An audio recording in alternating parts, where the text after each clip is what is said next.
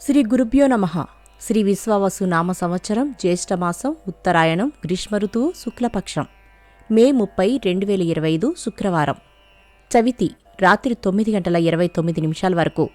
నక్షత్రం పునర్వసు రాత్రి 9:34 వరకు.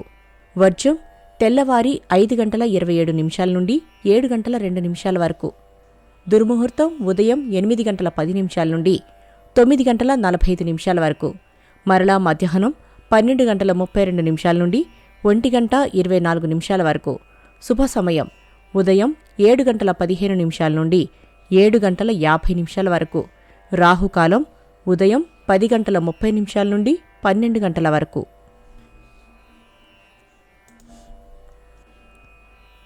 ద్వాదశ రాశుల వారు ఈరోజు చేసుకోవాల్సిన పూజలు. నవగ్రహ శ్లోకం చదవండి. రాహుకాల సమయంలో అమ్మవారి దేవాలయంలో ఎరుపు ఒత్తులతో దీపారాధన చెయ్యండి. ద్వాదశ రాశులు. మేషరాశి. బంధువులతో ఏర్పడిన వివాదాలు పరిష్కరించుకుంటారు. శ్రమ పెరుగుతుంది. ఖర్చులు. వృషభ రాశి. నూతన ప్రయత్నాలు ఫలిస్తాయి. కుటుంబంలో శుభకార్యాలు జరుగుతాయి. వస్త్రాలు కొనుగోలు చేస్తారు. మిథున రాశి. ఆస్తి వివాదాలు తీరి నూతన ఒప్పందాలు కుదురుతాయి. పనులు సకాలంలో పూర్తి చేస్తారు.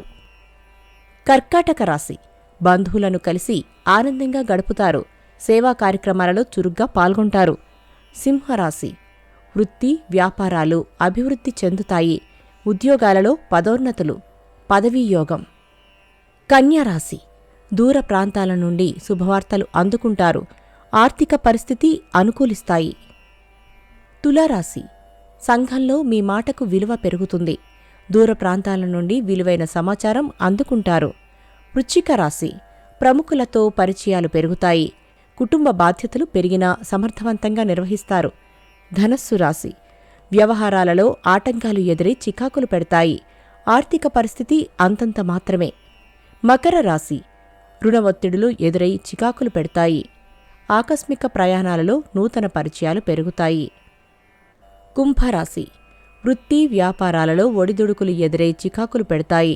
ధన వ్యయం. మీనరాశి. బంధువులతో ఏర్పడిన వివాదాలు పరిష్కరించుకుంటారు. ఆరోగ్యం పట్ల మెలకువ అవసరం.